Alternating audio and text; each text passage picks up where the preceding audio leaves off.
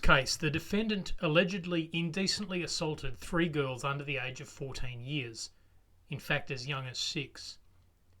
The offences allegedly occurred in the early to mid-1960s, but the complaints were not made until some 20 years later. It's well understood that the victims of sexual crimes, particularly when those victims are children, may well be reluctant to come forward, or that their trauma may cause them to suppress thoughts of the offending against them.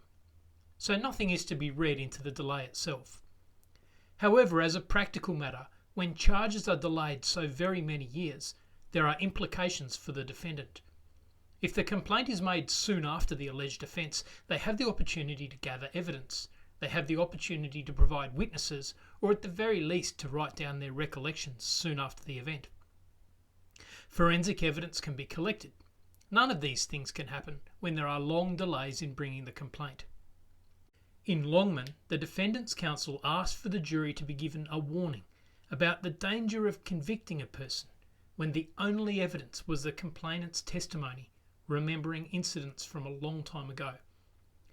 The judge refused to give that jury the warning. The High Court decided that as a result there was a miscarriage of justice towards the defendant.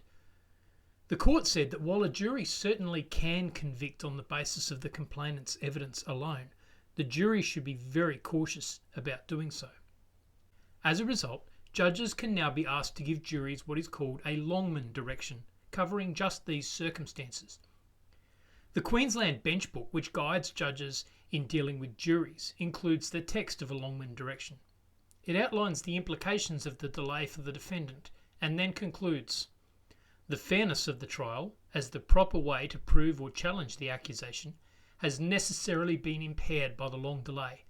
So I warn you that it would be dangerous to convict upon the complainant's testimony alone, unless, after scrutinising it with great care, considering the circumstances relevant to its evaluation, and paying heed to this warning, you are satisfied beyond reasonable doubt of its truth and accuracy."